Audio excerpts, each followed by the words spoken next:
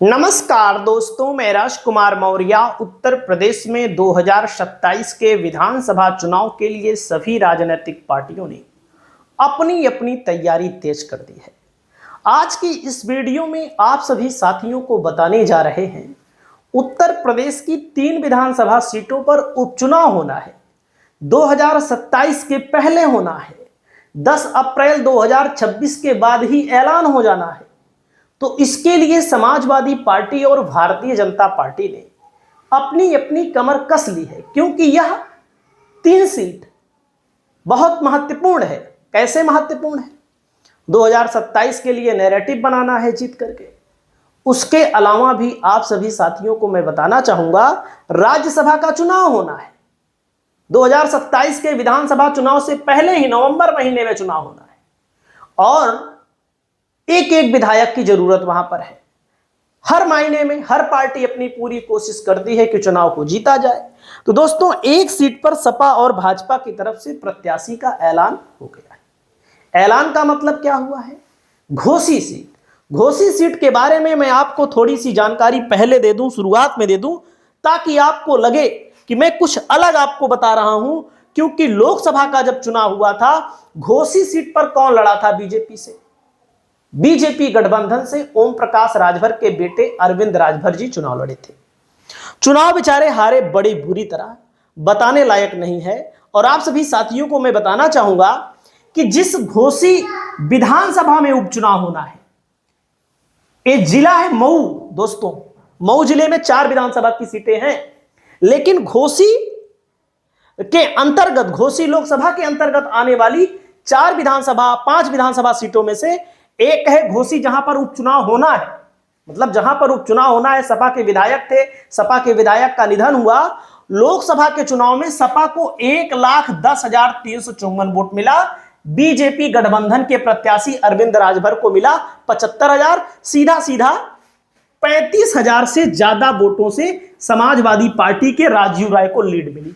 यानी कि लोकसभा के चुनाव में 35,000 से ज्यादा की लीड मिली। अब वहीं पर एक सीट पर सपा को 95,000, भाजपा को 55। एक सीट पर मऊ में सपा को 1,35,000, भाजपा को 55। रसड़ा में सपा को 71,000, भाजपा को 66। बस समझ रहे हैं? तो कहने का मतलब, मेन हमारा उद्देश्य है कि घोसी विधानसभा में लोकसभा के चुनाव में समाजवादी पार्टी को 35,000 वोटों से लीड मिली। जब 35,000 वोटों से समाजवादी पार्टी के प्रत्याशी को लीड मिली, तो अब इस सीट पर क्या हो सकता है, प्रत्याशी किसे बनाया गया है, उसको भी आपको मैं दिखा देता हूं। आम जनमानस क्या सोचता है, कैसे वोटिंग होगी। उपचुनाव है, सरकार के पक्ष में झुका हुआ भी होता है, और योगी से उपचुनाव जीतना कितना कठिन है आप सब जानते हैं। लेकिन यूपी में पहला उपचुनाव जब हुआ 2023 में, क्योंकि उस समय दारा सिंह चौहान समाजवादी पार्टी से 2022 में इसी घोसी से जीते थे। लेकिन दारा सिंह चौहान सपा में आए थे किस लिए, आपको मैं बता दूं। सरकार बनेगी, मंत्री बनेंगे, उप मुख्यमंत्री बनेंगे। लेकिन समाजवादी पार्टी की सबसे बड़ी कमी है, सबसे बड़ी घटियापन है कि ऐसे लोगों को टिकट ही नहीं देना चाहिए, ऐसे लोगों को एक्सेप्ट ही नहीं करना चाहिए। क्यों? वो भाजपा से लड़ते इसी सीट से चुनाव हार जाते। उनका राजनीतिक कैरियर खत्म ना होता, लेकिन 5 साल के लिए तो ध्वस्त ही हो जाता। लेकिन सपा वालों ने प्यार दुलार से बुलाया, इनको टिकट दिया, ये जीत गए। और इन्होंने, सपा वालों ने, अपने विधायक को, अपने प्रत्याशी को नहीं लड़ाया, भाजपा से आए हुए लोगों को टिकट दिया, ये जीते। और जीतने के बाद कितने बड़े पलटासन निकले कि विधायक जनता ने बना भी दिया, तब भी इन्होंने इस्तीफा दे दिया, बीजेपी में चले गए और बीजेपी से लड़ने फिर आ गए। जिस दारा सिंह चौहान को समाजवादी पार्टी से 1,08,000 वोट मिलता है, विजय राजभर को भाजपा से 86,214 ही वोट मिलता है। अब आप सोचिए, भाजपा से भी कम वोट इनको मिला। विजय राजभर को 86,000 मिला था, दारा सिंह चौहान को 81,000 मिला। आप सोचिएगा, समाजवादी पार्टी को 1,08,000 वोट मिला था, भारतीय जनता पार्टी को 1,08,000 वोट मिला था जब सपा से दारा सिंह चौहान लड़े थे। सुधाकर सिंह 1,24,000 से जीते। यानी कि बसपा के न लड़ने से सीधा फायदा सपा को भी हुआ। उसके अलावा आम जनमानस में गुस्सा भी था। इसके लिए कौन प्रचार नहीं करने गया था? ओम प्रकाश राजभर एक एक गली गली छान मार रहे थे। उनके बेटे, तमाम कैबिनेट मंत्री, उप मुख्यमंत्री, मुख्यमंत्री। और जब रिजल्ट आया तो सबका सर लटक गया, सब झुक गए। क्यों झुक गए? क्योंकि आम जनमानस में गुस्सा था। दोस्तों 2019 में उपचुनाव हुआ था, भाजपा ने इतिहास रचा यहां पर। क्यों इतिहास रचा?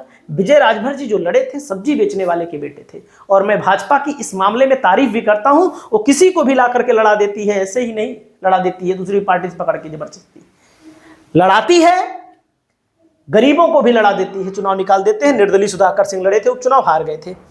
दोस्तों 2017 में भाजपा से फागू चौहान यहां से चुनाव लड़े, जीते थे भाजपा से। बसपा 2 नंबर पर, सपा 3 नंबर पर। 2012 में समाजवादी पार्टी जीती थी। और यहां पर जो ये टिकट मांग रहे थे दोस्तों, बीजेपी के प्रबल दावेदार थे विजय राजभर। विजय राजभर जमीनी नेता, वाकई में यहां के मूल दावेदार, इनको भी टिकट नहीं मिला। उसके बाद मनोज राय, इनको भी टिकट नहीं मिला। अजय जायसवाल, इनको भी टिकट नहीं मिला। और यहां पे समाजवादी पार्टी से तो टिकट पक्का है, आप सब जानते हैं टिकट किसका पक्का है? सुजीत सिंह का पक्का है। सुजीत सिंह सुधाकर सिंह के बेटे हैं। सुधाकर सिंह का निधन हुआ है तो भाई जाहिर सी बात है, जिनके घर में निधन होता है उनको टिकट मिलता है। दोस्तों यहां पर मुस्लिम आबादी 20 से 21% जो सपा का मजबूत जनाधार है, समाजवादी पार्टी को छोड़कर नहीं जाएगा। समाजवादी पार्टी को छोड़कर नहीं जाएगा। दलित सपा को भी जाएगा, भाजपा को भी जाएगा। यादव सपा को छोड़कर जा ही नहीं सकता, किसी कीमत पर नहीं जा सकता।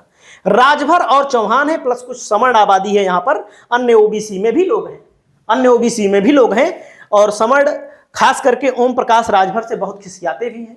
हालांकि इस चुनाव में देखो क्या होता है। और आप सभी साथियों को मैं बता दूं, यहां पर फागू सिंह को राजभर के सिंबल पर इसलिए लड़ाया जाएगा, भाजपा डायरेक्ट नहीं लड़ेगी, राजभर के सिंबल पर इसलिए लड़ाया जाएगा क्योंकि यहां राजभर आबादी अच्छी खासी है।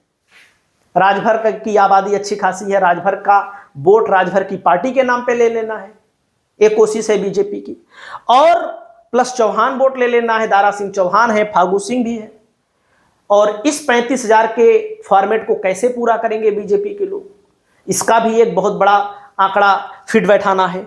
समाजवादी पार्टी से सुजीत सिंह का टिकट कंफर्म ही है, क्योंकि इनके पिताजी विधायक थे, ब्लॉक प्रमुख रह चुके हैं। समाजवादी पार्टी से इनका चुनाव लड़ना 100% तय है। इसमें कोई मतलब की दो राय है ही नहीं कि नहीं लड़ेंगे। तो इनका टिकट कंफर्म है, यानी कि टक्कर किससे होगी? फागू सिंह और सुजीत सिंह से। और आप लोग कमेंट करके बताइएगा फागू सिंह जीतेंगे कि सुजीत सिंह जीतेंगे, क्योंकि उपचुनाव सरकार के पक्ष में ज्यादा होता है। और समाजवादी पार्टी अगर इस सीट को जीतती है तो एक बार फिर इतिहास रचने का काम करेगी। इस सीट के साथ ही साथ आप सभी साथियों को मैं बता दूं, इस सीट के साथ ही साथ अन्य सीटों पर भी उपचुनाव है। फरीदपुर है बरेली की, दुग्धी विधानसभा सोनभद्र जिले की है। तो दोस्तों उपचुनाव 3 सीटों पर सपा कहीं कमजोर नहीं है आंकड़े में अगर आप देखेंगे तो। लेकिन उपचुनाव आप सब जानते हैं सरकार के पक्ष का होता है। इस पर आप अपनी टिप्पणी दीजिए। नमस्कार।